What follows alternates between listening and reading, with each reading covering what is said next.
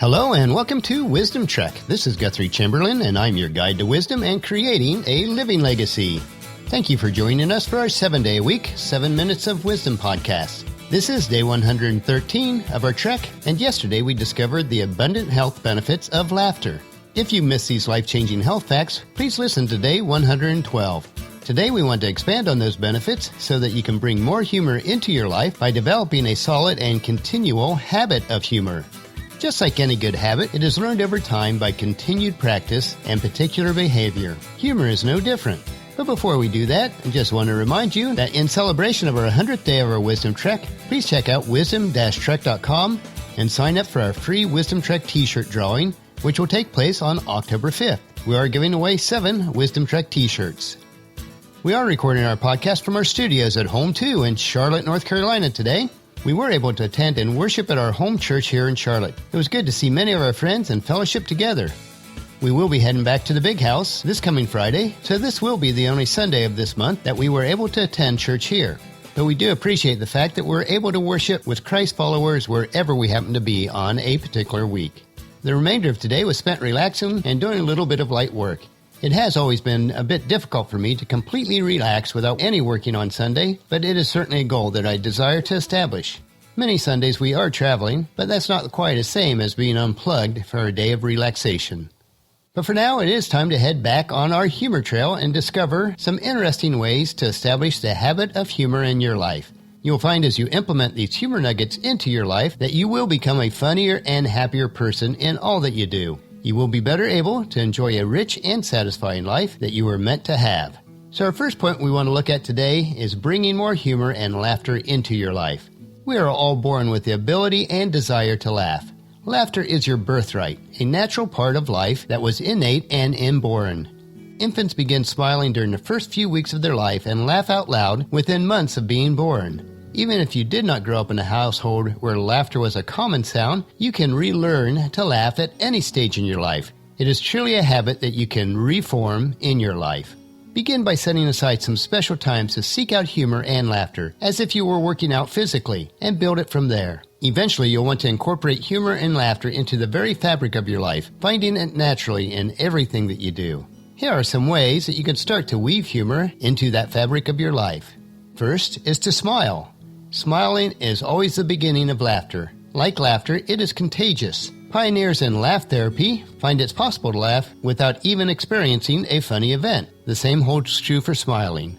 When you look at someone or see someone even mildly pleasing, practice smiling. It has been proven that if you smile while talking on the phone even, that the person on the other end can certainly tell the difference. Second, count your blessings. Literally make a list. The simple act of considering the good things in your life will distance you from the negative thoughts that are the barrier to humor and laughter. When you are in a state of sadness, you have further to travel to get to humor and laughter. Third, when you hear laughter, move towards it. Sometimes humor and laughter are private, a shared joke among a small group, but usually it's not. More often, people are very happy to share something funny because it gives them an opportunity to laugh again and feed off the humor that you find in it. When you hear laughter, seek it out and ask, "What's so funny?" Fourth, spend time with fun and playful people. These are people who laugh easily, both at themselves and at life's absurdities, and who routinely find humor in everyday events.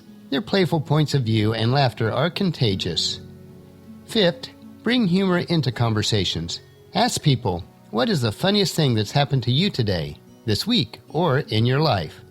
Sixth, create opportunities to laugh. Did you ever stop and think why all the modern-day sitcoms on TV have a continuous laugh track embedded into the show? Because it subconsciously initiates the laugh center within your mind. It allows you to enjoy the program more and for it to appear funnier than it really is. To test this, have you ever tried watching a sitcom or a program without the laugh track? It certainly is a lot less humorous. And seventh, seek out opportunities for enjoyment. We have to intentionally seek out the opportunities for humor and laughter. Make it a habit to form your humor habit by deliberately finding humor in everyday life. Even King Solomon of the Old Testament understood this when he wrote Ecclesiastes chapter 8, verse 15. So I recommend having fun, because there is nothing better for people in this world to eat, drink, and enjoy life. That way they'll experience some happiness along with all the hard work that God gives them under the sun. And our second major point is, to develop a sense of humor, take yourself less seriously. One essential characteristic that helps us laugh is to not take ourselves too seriously. We've all known the classic tight-jawed, sour purse who takes everything with deathly seriousness and never laughs at anything. There's just no fun there. Some events are clearly sad and not an occasion for laughter, but most of life events don't carry an overwhelming sense of either sadness or delight. They fall into the gray zone of ordinary life, giving you a choice to laugh or not. Here are some suggested ways to infuse humor into everyday situations. 1. Laugh at yourself. Share your embarrassing moments. The best way to take yourself less seriously is to talk about the times where you took yourselves too seriously. It is okay to look like a fool occasionally, as long as you don't make a habit of being foolish. Number 2. Attempt to laugh at situations rather than bemoan them. Look for humor in bad situations and uncover the irony and absurdity of life. This will help you to improve your mood and the mood of those around you. Number 3. Surround yourself with reminders to lighten up. Keep a toy on your desk or put it in your car. Put a funny poster in your office. Choose a computer screensaver that makes you laugh.